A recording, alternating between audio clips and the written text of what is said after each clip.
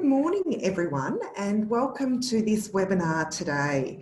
My name is Mary Sayers, and I'm CEO of Children and Young People with Disability Australia. Before we begin, I'd like to acknowledge the traditional owners of the land in which we're meeting today and pay my acknowledgement to elders past and present, and acknowledge the lands where we're all meeting across the country. So thank you for participating today. We acknowledge that the COVID-19 situation has been incredibly difficult for Australians, and we also know very difficult for children and young people with disability and their families. We know you've been hit hard. Not only have you had concerns about the actual infection, which has meant that families have been self-isolating because their children may be at greater risk, but we also know that daily life has become a lot harder for you. And so hence, we're delighted to be partnering with the National Disability Insurance Agency to deliver this webinar. So this webinar is particularly for families who have children who are aged under 7. And before we begin, we'd particularly like to acknowledge the work the NDIA have done to adapt and to be flexible in these unprecedented times.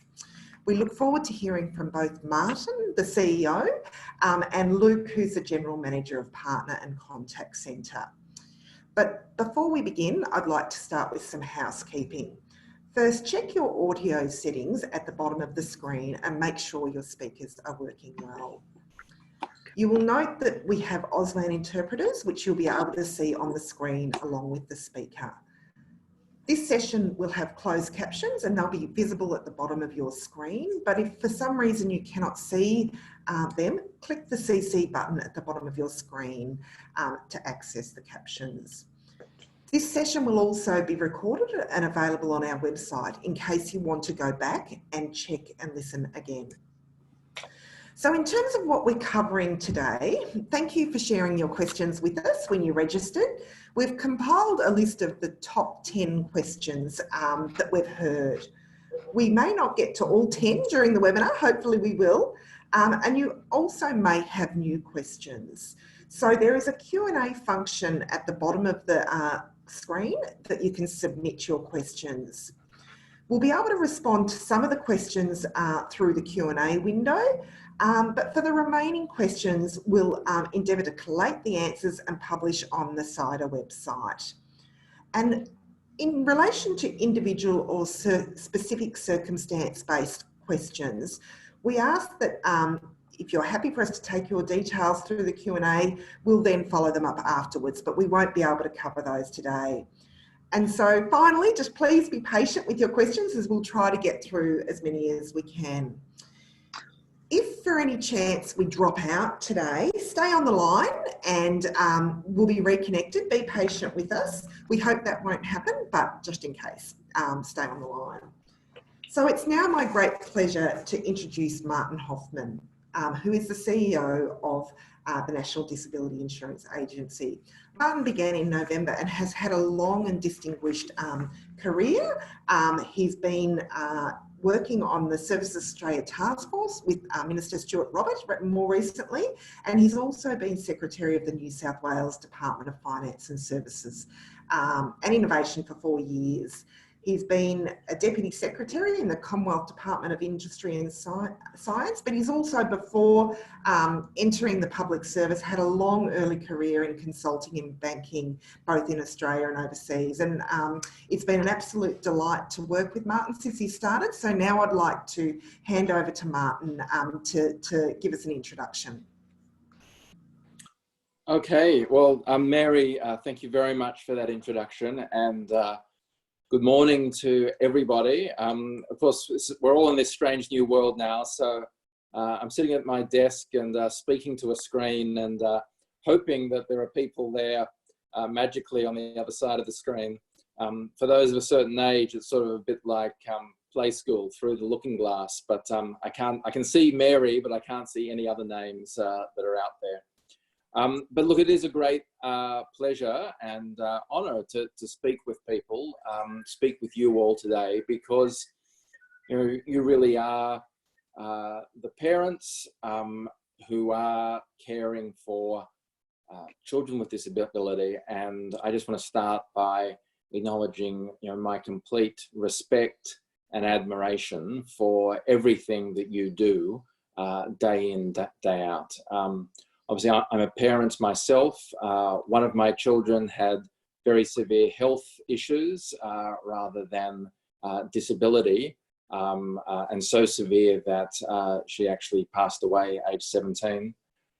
So I know a little bit in a different context. I never put health and disability together in that way, but a little bit about the impact that a child in that sort of situation has on the parents, on the relationship between parents, on the relationships with other siblings, relationships between siblings. And so I have some insight and personal experience to that in a different way, as I said, but I just wanted to start by sharing my complete admiration and respect for what parents and parents of children with disability do. I also want to start by acknowledging great respect for CYDA as an organisation, and I've really enjoyed working with Mary and the small team there. Small team, but they make a big impact and have been doing, I know, great work over this current COVID-19 period. Clearly we know that COVID-19 is a challenging time for everybody, and we're all spending more time at home, and that's hard for everybody. Our usual routines have been disrupted, and we're changing the way we interact with each other and with our community. But the collective aim that we've all got has continued, and that is to support continued access to quality specialist services.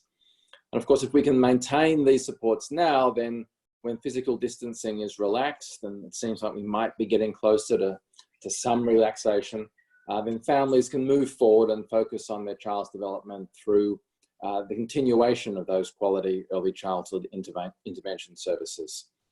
Of course, right through this time, it's a priority that the health and safety of participants, staff and providers remains the highest priority. So we understand the adjustments we've all had to make have often been difficult, and we're all doing our part at what is a critically important time to minimise the spread of the virus and protect ourselves, our families and our communities.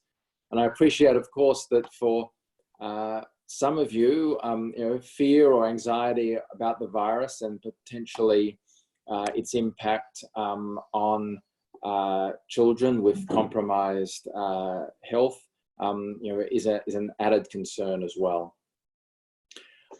So our focus at this time in the agency has been on really trying to provide families with the flexibility that they need within the legal construct of the scheme. So we've been automatically extending plans if a plan review hasn't been able to be completed before it's due to expire, to ensure that you continue to receive the supports that you need.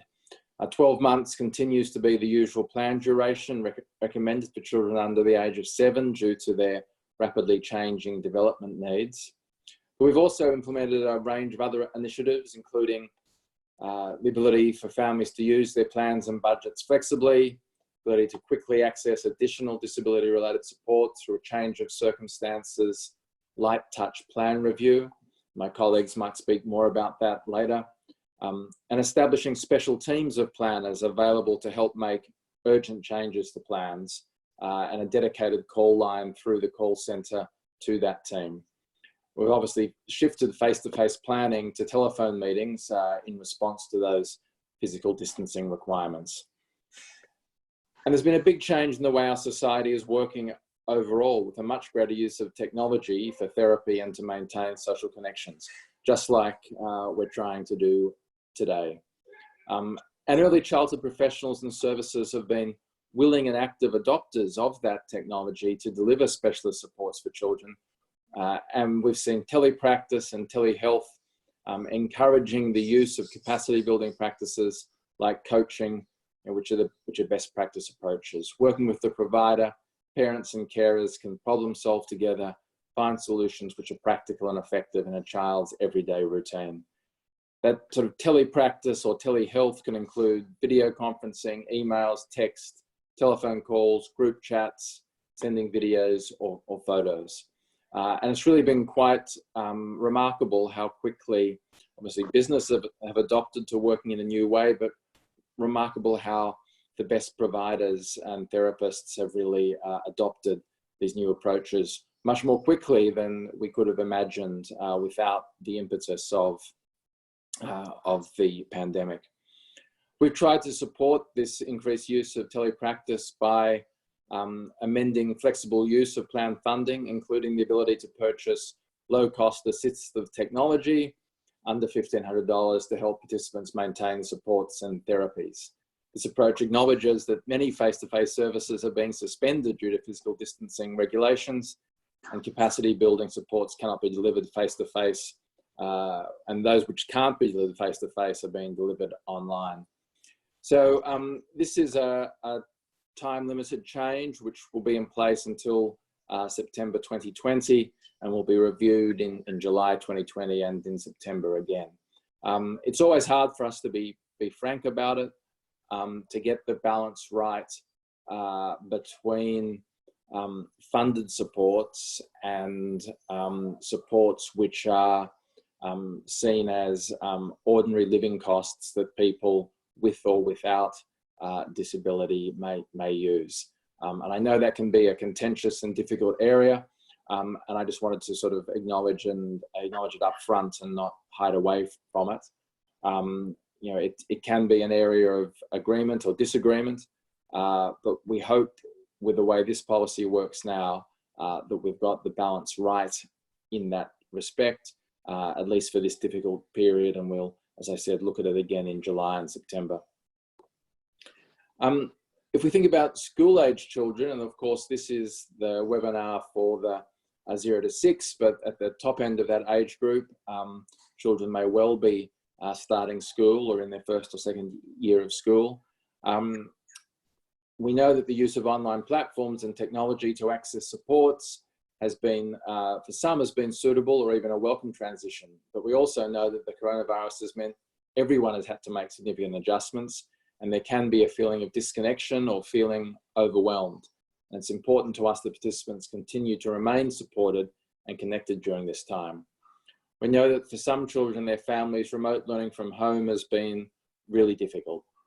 The delivery of education is the role of state and territory governments, but the NDIA does have a role to play in working with participants and their families to ensure they have the disability-related supports in place at this time.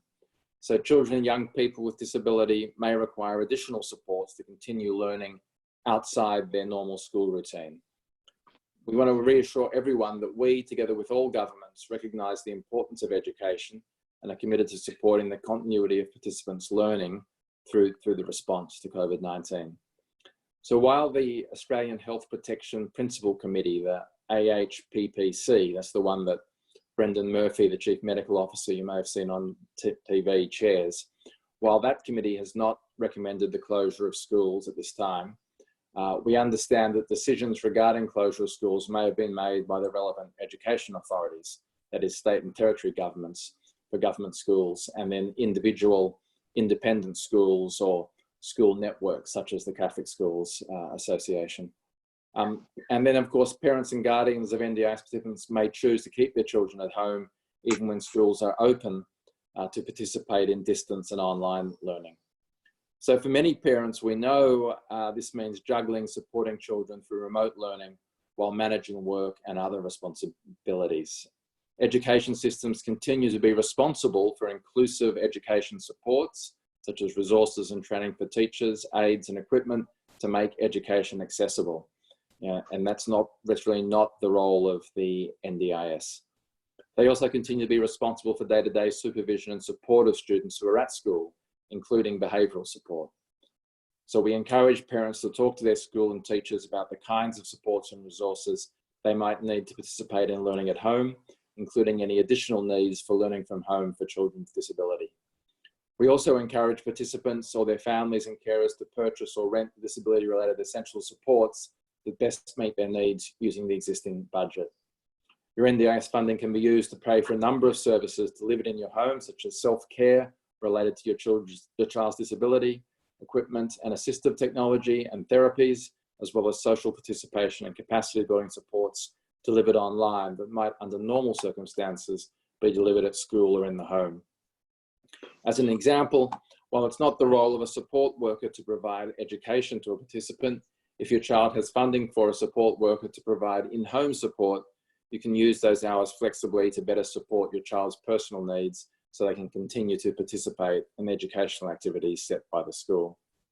This might include shifting your support hours to a more suitable time, or your support worker assisting with other daily tasks, such as assisting with access to resources online if the participant is unable to do so on their own due to their disability. And we encourage you to talk to your support worker or provider about using your hours flexibly during this time. We also understand that social disconnection, uncertainty and change in routine can see an increased need for behavioural or mental health supports and therapies. So we encourage people to talk to their therapists or providers about additional supports that may help. For participants who have support coordination in their plan, we also have made it possible for participants to use their funding flexibly to purchase increased support coordination to find and access services during this time. For those without support coordination, or those of you who have not previously needed the assistance of a support worker, we encourage you to talk to your LAC or ECEI partner to discuss your needs, or call us to assist. If your child's disability support needs change and you need additional hours of support, or there is not enough NDIS funding in your plan to pay for change supports, we can make changes with a light touch plan review. We have a specific hotline for COVID-19 related inquiries through our National Contact Centre by calling 1-800-110-800, then pressing 5. You can also contact your local area coordinator or early childhood partner if you need to change your child's NDIS plan. And we have a team of special planners in place at the end of that phone line, dial 5, to help make these changes.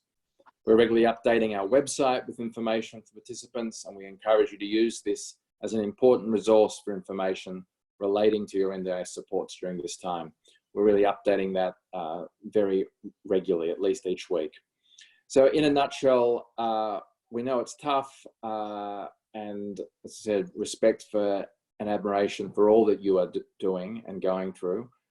We're here to help, and we're doing our best to try and do that and to provide as much flexibility as possible at this time. So look, I'll wrap up there. I will stay on the webinar. I'm really keen to hear some of the other discussion. I want to thank Mary again for the opportunity to speak to you today. Mary and I have had a number of good discussions about COVID-19 environment, and also which led to the creation of this forum, the first of 3 that CYDA is organising, and also more broadly about the way the scheme works and should work better for children and young people with disability. With that, I'm going to hand over, I think, Mary, to Luke Napolitano. Luke is a General Manager at the NDIA, runs the partner group, which really manages the relationships with the LACs and the early childhood partners, and also runs the National Contact Centre as well. So he's really right at the front line of engagement with our participants and does a great job with it. So he'll be here. I'm not sure if he's making a sort of a statement or just going straight to questions, but with that, over to you, Luke, and back to Mary, I guess. Thanks. Terrific, and thank you very much, Martin, for your words. Very appreciative. Now, introducing Luke, so the way this is going to work, the next section, the top 10 questions we're going to go through and ask Luke to answer them. So I'm going to kick off, Luke, and welcome. The first one's really about access. We did have a number of people who registered who are not yet NDIS participants. And the first question was, how can I get NDIS funding with the current pandemic restricting assessments? Thanks, Mary, and it's a pleasure to be here and joining CYDA, and all the participants are online today. I won't cover off on the items that Martin's covered there, but in order to discuss a little bit around access, so in the current environment that we're in, our first point of call to all people, whether they're families, carers, or people who are looking after children in some shape or form, is to really reach out to our early childhood partners. So our first point of call is always to direct families, carers, people to our early childhood partners who are, on behalf of the NDIA, delivering the early childhood, early intervention approach. And the reason why we guide families, children and carers to our partners is that they will be able to guide them in the right direction in regards to, do they require access to NDIS? So getting an understanding of whether it's a child's disability or developmental delays, understanding what are the appropriate next steps. So do they need connections to community supports or mainstream supports or other health supports that would be more appropriate? So it's always good to direct children, families and carers in that direction so that they do get the right advice and they do talk to, I guess, the experts on behalf of the NDIA to deliver our early childhood, early intervention, and do understand the process to go through. In terms of where we are, I guess, in this current COVID environment, there are a number of ways that families can interact with our partners. So at the moment, the majority of our partners are delivering services either over the phone, online, via email, text, whatever sort of form suits the family best. And the reason why we're doing that is the number one priority is to protect the health and safety of children, families and carers. So at this point in time, when we think about physical distancing, we want to make sure that the forms of communication that we're using are appropriate to be able to, whether it's provide informational support or, to your point earlier around assessments, be able to really get an understanding of the child's developmental needs or disability.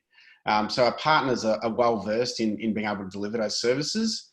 If in discussions for partner, it is deemed that the child may need access to the scheme, then what would normally happen there is the partner would support the family or carer to be able to complete what we call an access request form, which we've just released online now to make it a bit easier in the current environment, and also would engage with our contact centre to do a verbal access request using the online form.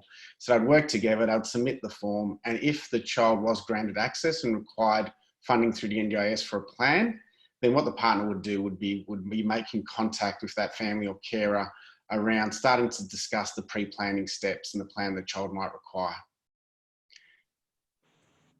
Terrific. Thank you very much for answering that, Luke. And of course, after this webinar, we'll be able to send all the people who registered the details to all the links.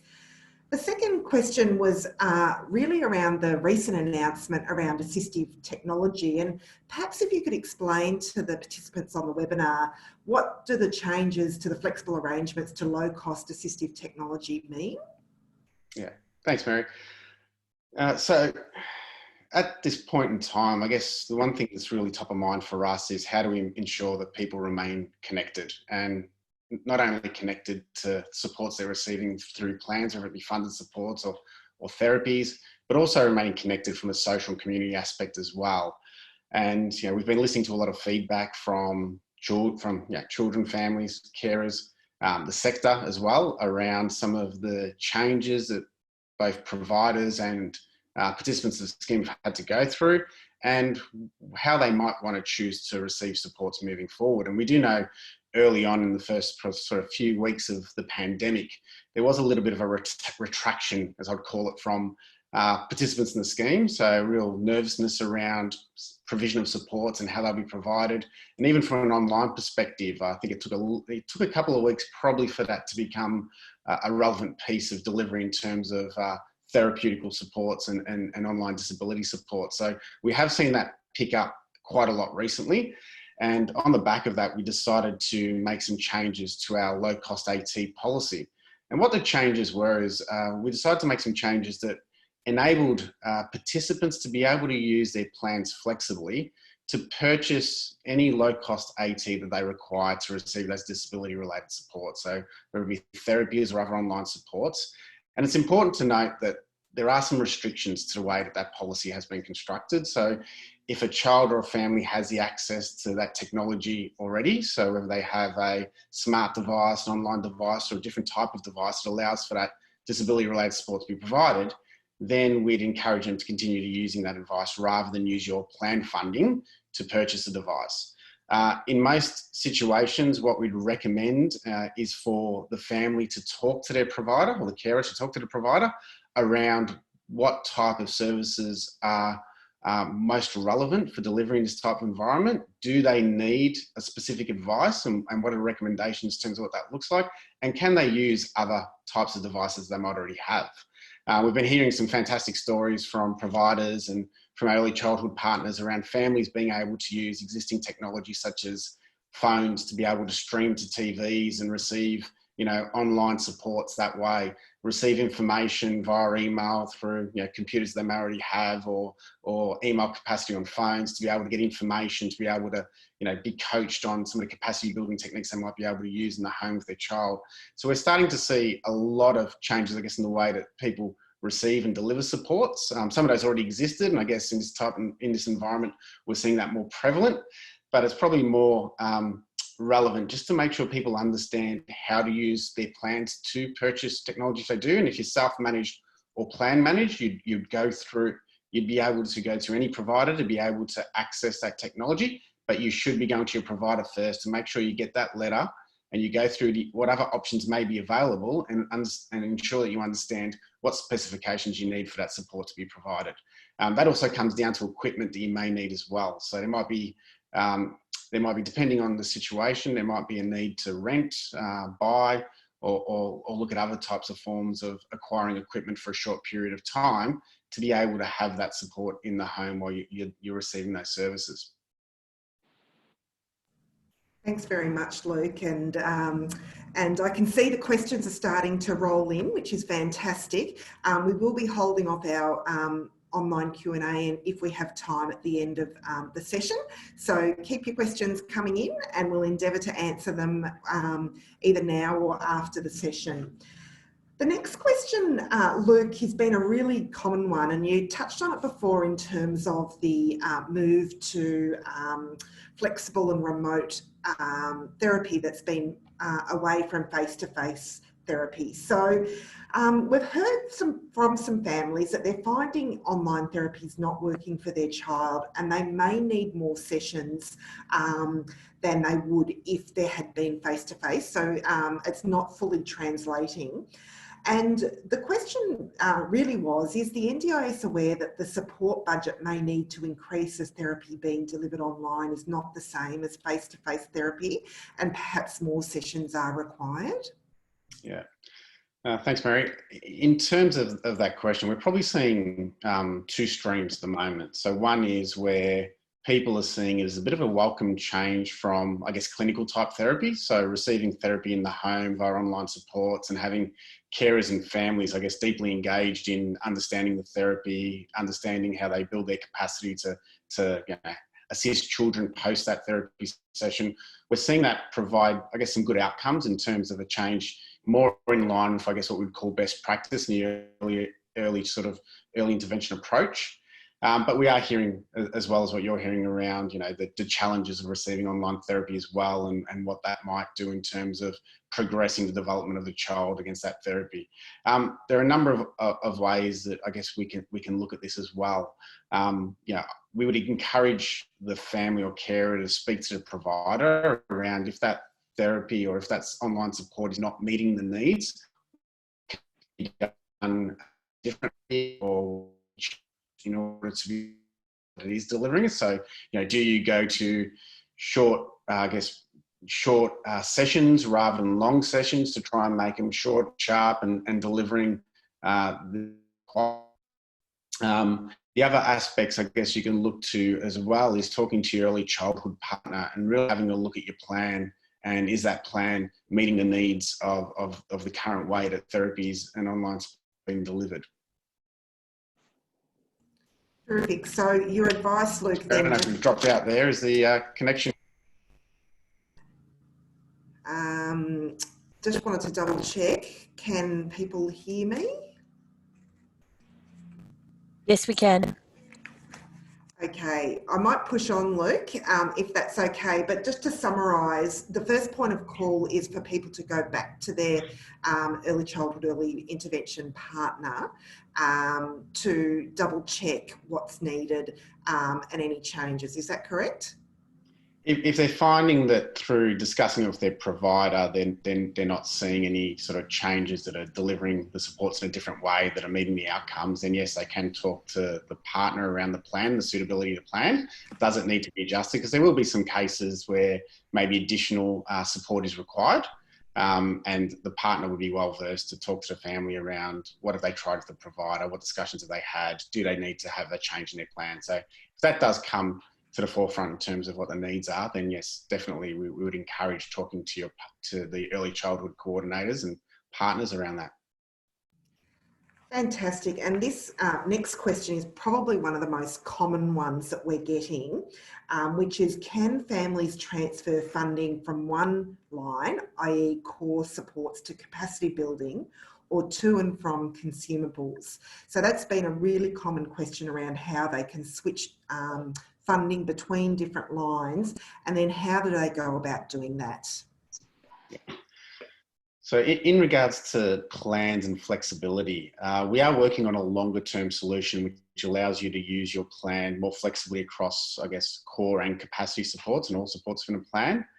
At the moment, we have changed the plans to allow flexibility between different lines within core and capacity. So you can't grab the capacity supports and change them over to your core supports, but what you can do is use your core supports and capacity supports more flexible within that cohort. So if you're in your core plan and you need to change consumables to be able to use more daily living supports or in-home supports, you can use your core flexibly to be able to do that. Same with capacity building. You can use it across the different lines to be able to do that. The only line I think in the core plan that you aren't able to use flexibly is the transport line. So that is a fixed line in the core plan. But when you're dealing with your aspects within core or capacity building, you can use those flexibly in between. If you're finding that you have used up a certain portion of your plan and you require more core supports but don't have the funding available, that's when we would recommend that families do reach out to their early childhood partner and have a chat to them before they use all their supports, and make sure that they talk about the plan that they're required. And what we can do in this current environment, noting that we are seeing different needs coming across different families and carers, is we have set up specialist teams, to Martin's point, that are able to make changes to plans in this environment where we see there is a need to move funding between core and capacity to be able to meet the needs of all supports that are required. Terrific, thanks Luke. And I think again, I'm hearing the message from you, get in contact with your early childhood, early intervention partner, get in contact with the agency and discuss your individual circumstances is a real key message that's been coming both through Martin's introduction as well as yourself. So thank you very much. And as head of the contact centre, you're at the front line of hearing all the issues that come up.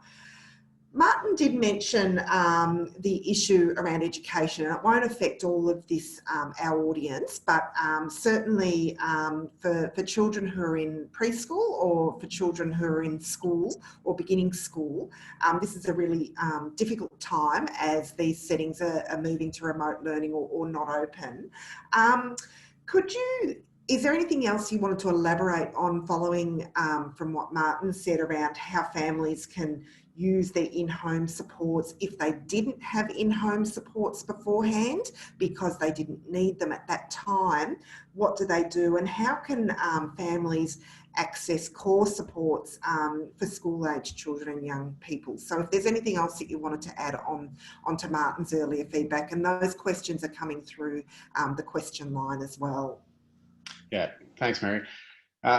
Probably important to note, and you did touch on it, I mean, we're quite aware that the change of schooling, especially for young children who may have just started their first year of whether it's preschool or prep or grade one, depending on what age they are, we do note that there is definitely an impact and a change to starting school, then going to online learning at home, and then setting up all of those, I guess, requirements that have had to be put in place as part of trying to deal with starting school and getting ready for school, and then having to pair it back into, I guess, an online environment. And the one thing that we probably encourage all parents and carers to do as a first point would be to talk to your school, so to talk to your education provider, The schools, the education system does have a responsibility to ensure that the way that services are delivered are being able to meet the needs of learning for children. Having said that, as an agency, we're quite aware that when you do change from supports that are being able to delivered by the education system in school to an environment where you're at home and may need additional support, you may require something different that might not currently be in your plan.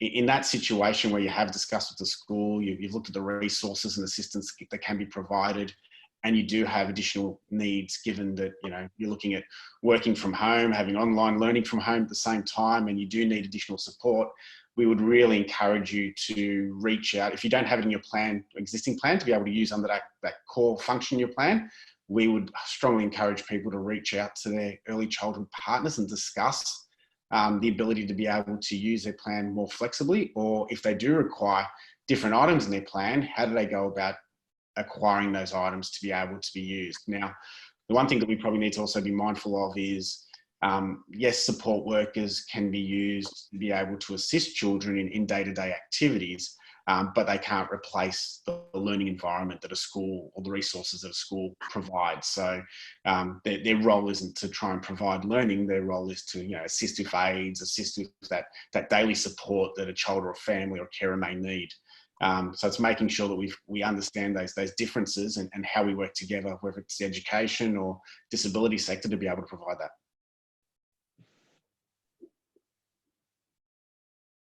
You're just on mute, Mary. Sorry, just unmuted. Thank you very much for that. It is, and I'm sure it'll be a big topic of conversation at our next webinar, which is on Thursday, which is for school-aged children. So if anyone wants to listen into that one as well on Thursday, they're more than welcome to. So the next question is really around social supports, and you mentioned that, Luke, before, that around the isolation that people are feeling. So how do you think we can help NDIS participants maintain social support networks at this time? And how do we access funding on social and emotional support to young children at this time?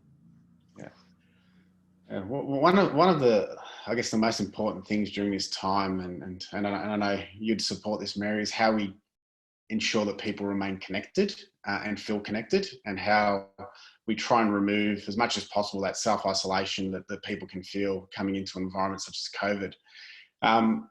One of the things that we'd strongly encourage is, I guess, in the early days of the pandemic, I guess we did see a lot of shutdown of face-to-face type interaction and groups that may have been face-to-face. What we're now seeing, and we're continuing to see a lot more of, is the emergence of a lot of online group activities and supports. So although we'd encourage families to ensure that they are remaining connected, whether it's via online, phone, video with family and friends, to ensure that they try and remove self-isolation as much as possible, even though we are all mostly living in our homes, it's important that they feel connected by continuing that. In terms of social and community, there are a lot of emerging supports online at the moment around online playgroups. We're seeing virtual libraries. We're seeing a number of community-based and also mainstream activities that are being released by different areas of the sector. So what I would encourage families to do would be talk to your provider. Providers will be across a lot of some of those online programs that are available. Talk to your partner around online community or other community type activities that we can get children and families involved in, and ensuring that you still remain that connection to family and friends. How do you set up the right programs or activities to ensure that children are feeling connected at this time? I've got 2 young children, a 4 and a 7-year-old, and in the first couple of weeks, I think missing that connection of school, playground, friend, families is quite large. And I guess we could feel it in our house as well, in terms of, the stress it puts on families and friends while you're trying to work and do everything. So it's really important that you try and, build in, talk to your therapist, talk to your providers, talk to your early childhood partner around what are some of the routines you might want to put in place to make sure that connection still felt. Fantastic. Thanks, Luke. And yes, it has been an incredibly difficult time.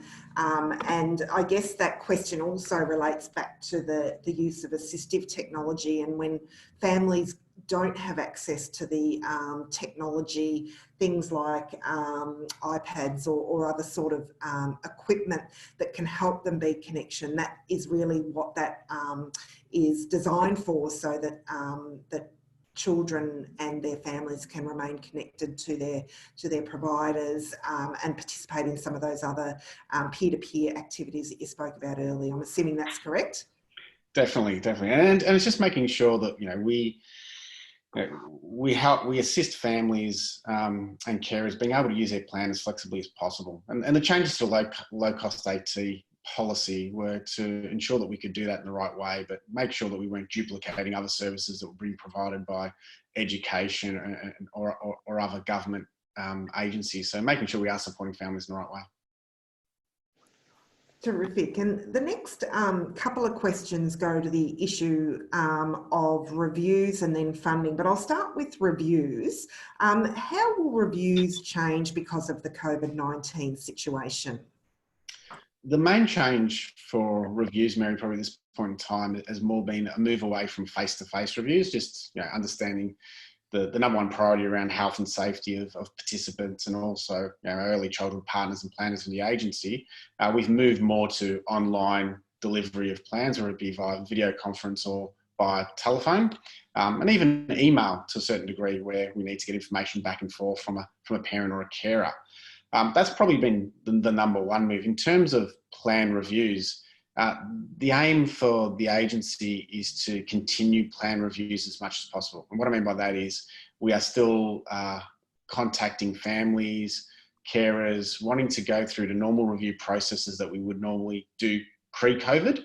And that's because we want to make sure that the plan is actually fit for purpose for the child and the family. So the opportunity to review the goals, to review the supports, to ensure that any changes to, especially in this environment, to the way community or mainstream services may be provided, are discussed with the family, and that plan is really fit for purpose. So families who do have an NDIS plan should still expect a call from their early childhood partner or the agency to book in a plan review meeting and go through a plan and making sure that plan meets the needs of that family and is delivering the outcomes that are related to the goals.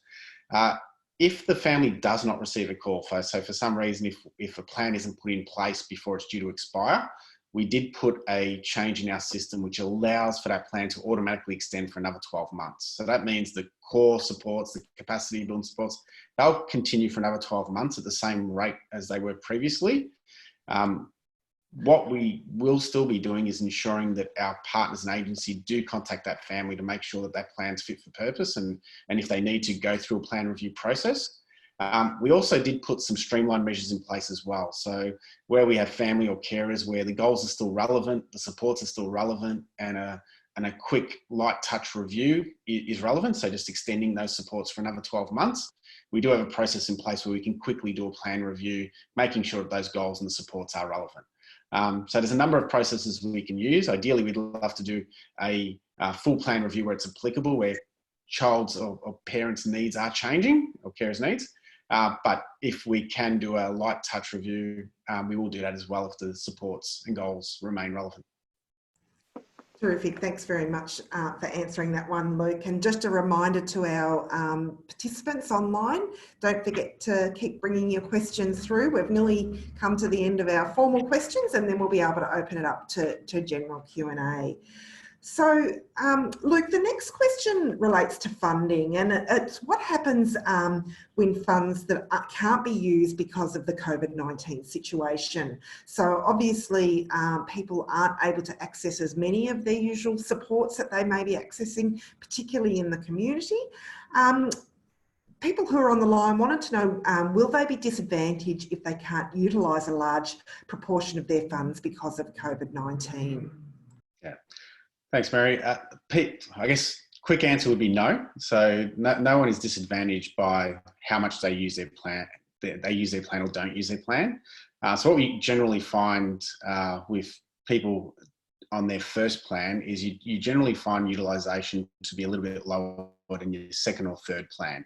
And in certain environments, depending on what changes may happen to delivery of supports or providing certain therapies, you do find that sometimes you do have a plan that's not fully utilised, and most of our plans probably sit at around 60 to 70% utilisation. So we find that they're not at that probably 90 to 100%. If you aren't fully utilising your plan, you aren't disadvantaged. What will happen is when you come up for your plan review, your early childhood partner will talk to you about where has your child developed to, or what are your child's needs, and we'll look at any functional assessments, or look at what kind of required needs are moving forward, and we'll put a plan in place that suits the outcomes to the goals that have been put into that plan. So whether you've spent 100% of your plan or 50% of your plan, that's not taken into account when a plan review is completed. It's completed on the basis of what are the developmental needs, where is your child at that point in time, and what supports need to be put in place. So I'd probably want to just alleviate any concerns that parents or carers may have that that's not what's taken into account when the agency does review plans. Terrific. Thank you very much, Luke. And the final one of our formal questions that we prepared beforehand, and then we'll move on to some of the Q&A that's coming through from the audience. We noted, and participants have noted, that there has been a 10% price increase that service providers can charge during this COVID time. And we have families who are worried that their plan is being used up more quickly because of this 10% price increase. And obviously plans have not gone up with that 10%. So could you perhaps outline what participants should do if their plans are being used more quickly because of the 10% price increase by service providers? Yeah, thanks, Mary. If you're seeing your plan, I guess, head towards near capacity, so going towards probably 80% utilisation or higher, and it's not coming up for a plan review, then I would probably encourage families to get in contact with their early childhood partner and discuss their plan, the services that they're being provided, and the funding that's available in the plan.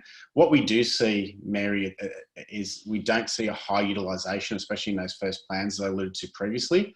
So we aren't seeing, I guess in the data across all plans, we aren't seeing a high usage, which is leading to a lot of plans being fully utilised and no supports being available for parents or carers for their children. But if you are experiencing that, so there will be occasions where that is heading towards full capacity, I would be contacting the early childhood partners and discussing your new plan or your next plan, or why you've been able to utilise your plan and what are the supports required for your child. And they'll be able to assess where that child is on their developmental journey and what is required moving forward. But yeah, I guess our first point would be, we don't see a lot of it in terms of full utilisation, but if you are one of those people experiencing it, do get in contact with us quite quickly.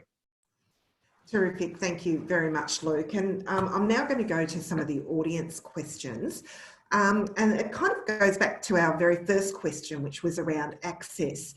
There was a question about, obviously the pandemic has impacted on some of the assessments that can be done either by psychologists or, occupational therapists, or the range of professionals that might help with assisting with the scheme. Could you perhaps go back to, if that situation has occurred, what do families do? Yeah.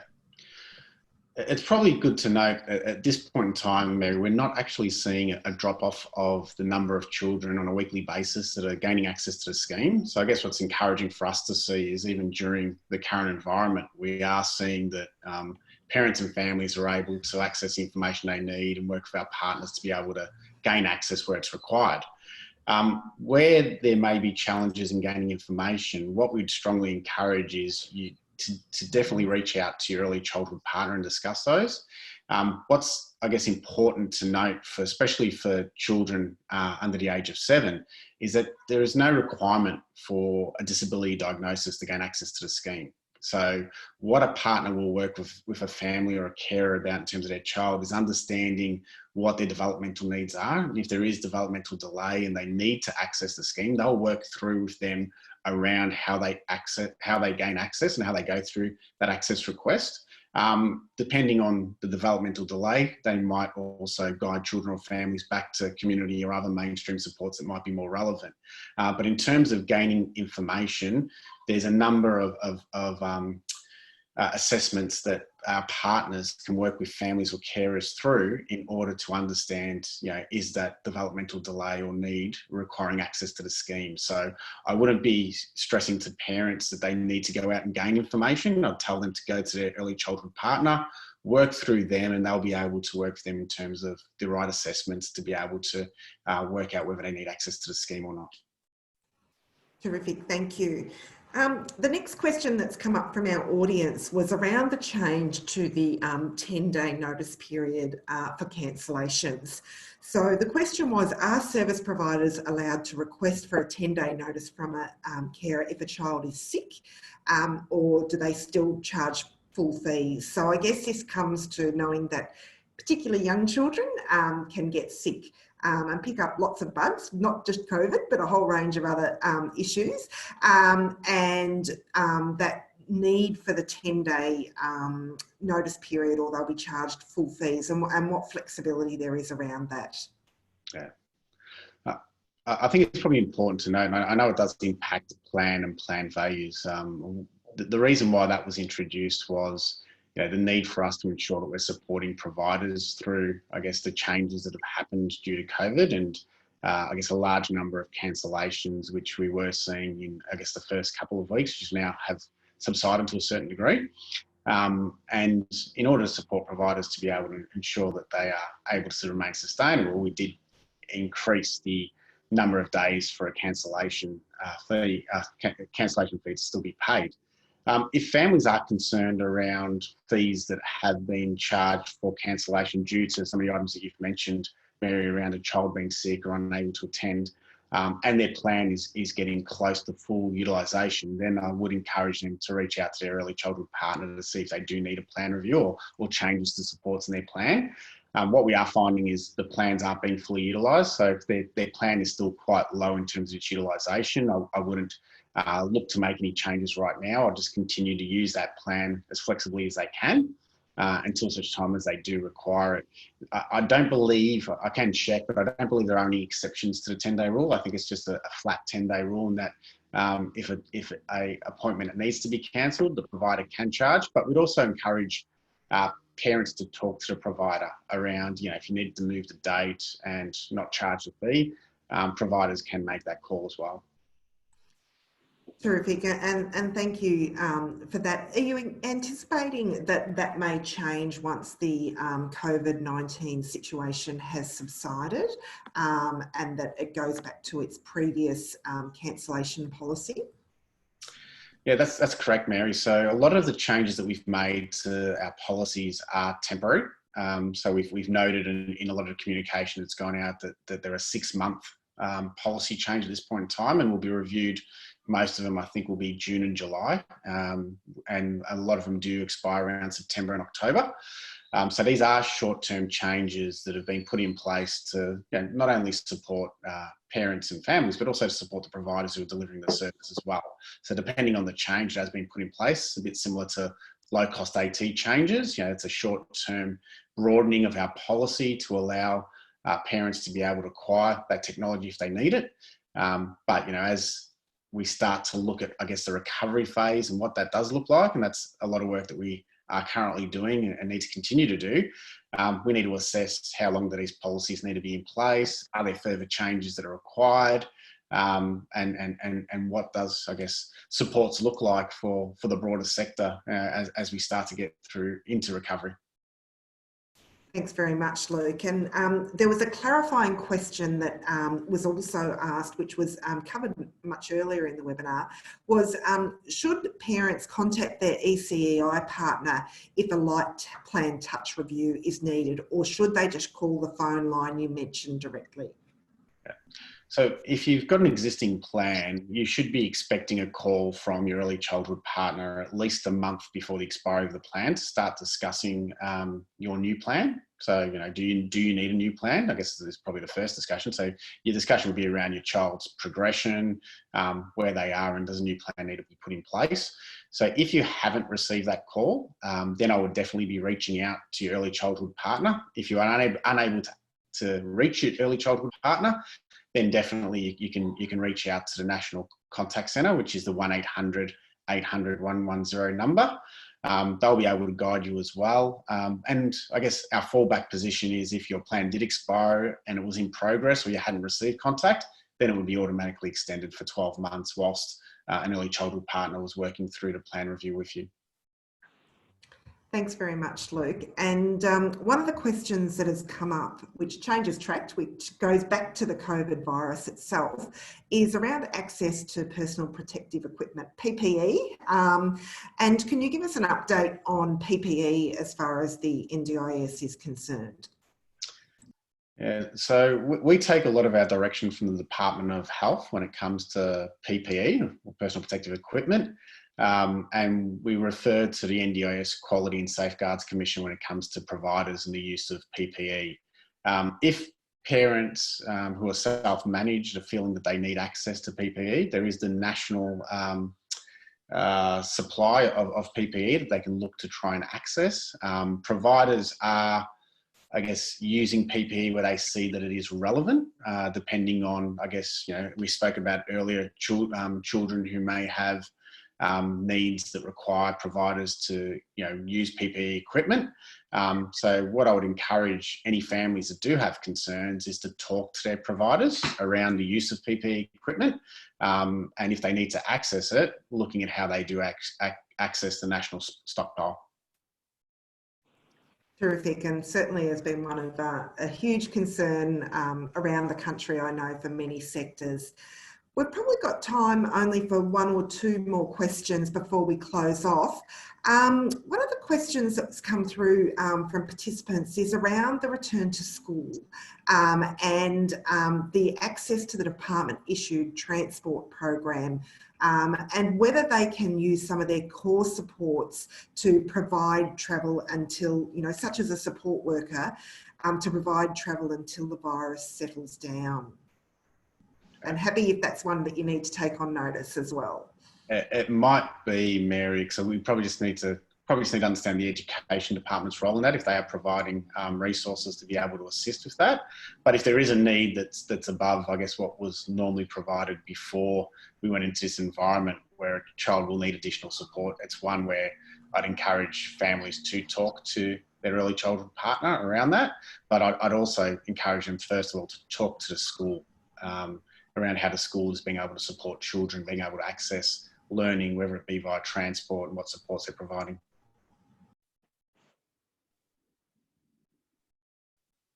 You're just on mute, Mary. Sorry, thank you very much, Luke. That seems to be the end of the questions that we've had from our Q&A.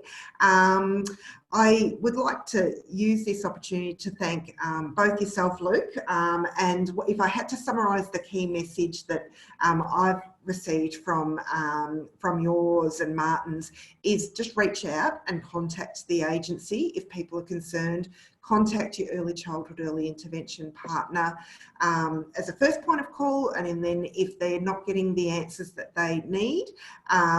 And the other thing that we would also encourage people to do is to get in contact with us as well if they've got any concerns, because we've been working very closely with the agency. We provided a survey of families and we were providing that information back to the agency weekly. So again, get in contact with us at CYDA. You've got our contact details and we'll follow up with our contact details. And if we can't answer the question, we'll work with the agency to help answer that question. I know Martin had to step off the line as well, and so would really like to thank Martin Hoffman, the CEO of the agency, for making the time today to speak to all the participants. Thank you very much, Luke. Really, thank you for your wide-ranging questions. We threw a lot at you, and you did a great job in answering them. So thank you. I'd also like to thank Christine and Celeste, who are our Auslan interpreters. Thank you very much for being online. And I'd also like to thank our captioners who've been who've been doing the transcription. Just to let you know, this video of today's webinar will be available online on CYDA's website from tomorrow. And again, if you've got school-aged children, you're welcome to join us for the next webinar, which will be on Thursday. So thank you, everyone, and appreciate all your support. Thank you. Thanks, Mary. Thanks, everyone.